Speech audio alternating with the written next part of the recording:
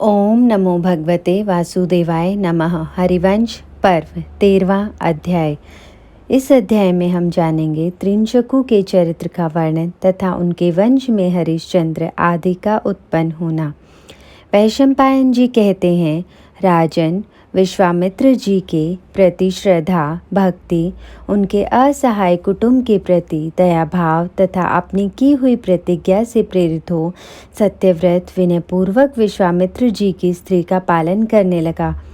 वह ढूंढने से मिलने वाले कंद विशेष बराही कंद तथा महिष कंद आदि जंगली कंद मूलों को काटकर उनका गूदा विश्वामित्र के आश्रम के पास के वृक्षों में बांध देता था।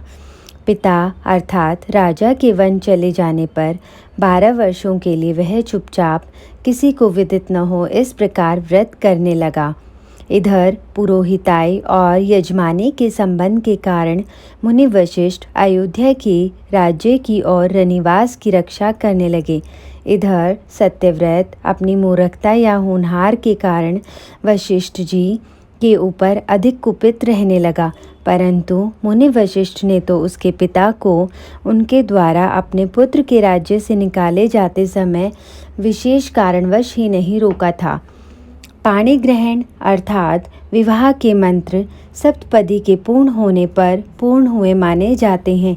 इसके पहले स्त्री में कन्यात्व ही रहता है। अतः वशिष्ठ जी सत्यव्रत से 12 वर्षों तक कन्याहरण का प्रायश्चित कराना चाहते थे, परंतु वशिष्ठ जी के इस गूढ़ आशय को सत्यव्रत समझ न सका। वशिष्ठ जी धर्म को जानते हैं तब भी मेरी रक्षा नहीं करते हैं। भारत यह विचार कर सत्यव्रत अपने मन में उन पर कुपित रहने लगा। भगवान वशिष्ठ जी ने तो गुण बुद्धि से ऐसा किया था, परंतु सत्यव्रत उनके इस गुप्त अभिप्राय को समझ न सका। उसके महात्मा पिता को सत्यव्रत के ऊपर जो असंतोष उत्पन्न हो गया, इस कारण इंद्र ने उसके राज्य में 12 वर्षों तक वर्षा नहीं की। तात यदि सत्यव्रत भूतल पर कठिनता से पूर्ण होने वाली इस दीक्षा को पूरा कर लेगा तो इसके कुल का उद्धार हो जाएगा। यह विचार कर भगवान वशिष्ठ ने उसके पिता द्वारा त्यागे गए सत्यव्रत को नहीं रोका था। उनका विचार था कि प्रायश्चित के अनंतर इसके पुत्र को ही मैं राज्य अभिषिक्त कर दूंगा। राजन, बलवान सत्यव्रत ने भी चुपचाप दीक्षा लेकर 12 वर्ष तक इस महाव्रत को धारण किया। एक समय कंदमूल के गूदे के न रहने पर उस राजकुमारी की दृष्टि सब कामनाओं को पूर्ण करने वाली महात्मा वशिष्ठ की दुधार गो के ऊपर पड़ी। जन्मजेय राजकुमार सत्यव्रत ने उस गो को क्रोध, मोह और काम के कारण तथा भूख से पीड़ा पाने के कारण 10 अनिष्ट धर्मों अवस्थाओं को प्राप्त होने की दशा में मार डाला। वे 10 धर्म या अवस्थाएं इस प्रकार हैं: मतः प्रमत उन्मतः श्रान्तः क्रुधो बुभुक्षितः त्वरमाणश्च भीरुश्च लुब्धः कामी च तदश। अर्थात मत, प्रमाद, उन्माद, श्रम, क्रोध, भूख, उतावली, भय, लोभ और काम, इन 10 दशाओं में पड़े हुए मनुष्य पाप कर बैठते हैं। उस मांस को उसने विश्वामित्र के पुत्रों को खिलाया और अपने आप भी खाया। यह सुनकर वशिष्ठ जी भी क्रोध में भर गए और क्रोध में भरे हुए वशिष्ठ जी ने राजा के पुत्र से यह बात कही। वशिष्ठ जी ने कहा, क्रूर, यदि तुझमें फिर किए हुए ये 2 शंकु अर्थात पाप न होते तो मैं तेरे प्रथम शंकु अर्थात पाप को अवश्य नष्ट कर देता। पिता को संतुष्ट न रखने, गुरु की दूध देने वाली गौ की हत्या कर डालने और अपरोक्षित मांस खाने से तुम्हारे द्वारा 3 प्रकार के पाप बन गए। वैशंपायन जी बोले, इस प्रकार उसके 3 शंकुओं को देखकर महातपस्वी वशिष्ठ जी ने जो उसे त्रिशंकु कहा, इसके कारण वह त्रिशंकु ही कहलाने लगा। जब विश्वामित्र जी लौटे तब अपनी स्त्री आदि का भरण पोषण करने के कारण प्रसन्न होकर त्रिशंकु को वर देने लगे। जब विश्वामित्र जी ने राजकुमार से इच्छा अनुसार वर मांगने के लिए कहा, तब उसने मुनि से वर मांगा कि मैं सदेह स्वर्ग में जाऊं।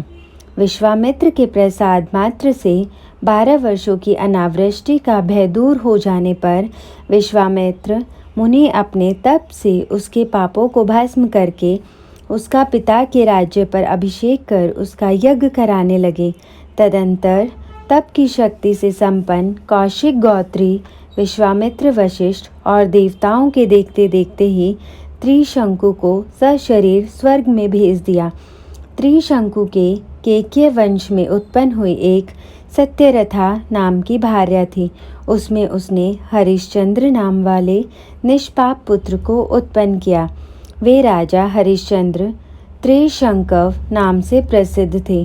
उन्होंने राजसूय यज्ञ किया था, अतएव वे सम्राट कहलाते थे। हरिश्चंद्र के रोहित नाम वाला वीर्यवान पुत्र उत्पन्न हुआ, जिसने अपने राज्य कार्य की सिद्धि के लिए रोहितपुर बसाया था। उस राज ऋषि ने राज्य तथा प्रजा का पालन करने के अनंतर संसार की असारता को जानकर अपना नगर ब्राह्मणों को दे दिया था। रोहित का पुत्र रहित और हरित का पुत्र चंचू हुआ। यह प्रसिद्ध है। चंचू के विजय और सुदेव नाम वाले 2 पुत्र हुए। उस विजय ने संपूर्ण क्षत्रियों को जीत लिया था, इसलिए वह विजय कहलाता था। उसके राज कार्य, धर्म कार्य और आर्थिक विषयों में चतुर रुरुक नाम वाला पुत्र हुआ। रुरुक का पुत्र वृक हुआ और वृक के बाहु नाम वाला पुत्र उत्पन्न हुआ।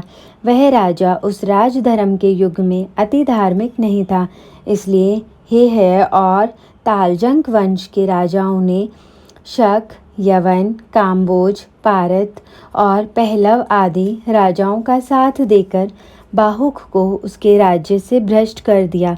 बाहुक का जो पुत्र उत्पन्न हुआ वह गर अर्थात विष के साथ ही उत्पन्न हुआ था। इससे वह सगर कहलाने लगा। उसकी माता के औरव के आश्रम में आने पर भृगुवंशी औरव ने उसकी रक्षा की थी। सगर ने भृगुवंशी औरव से आग्नेय अस्त्र को सीखकर तालजंक और हेहय राजाओं को मारकर पृथ्वी को जीत लिया। कुरुश्रेष्ठ धर्म को जानने वाले पूर्ण शक्ति संपन्न सगर ने शक, पहलव और पारत क्षत्रियों को धर्मभ्रष्ट कर दिया था। इस प्रकार श्री महाभारत खेल भाग हरिवंश के अंतर्गत हरिवंश पर्व में त्रिशंकु के चरित्र का वर्णन विषयक 13वां अध्याय पूरा हुआ। जय श्री कृष्ण।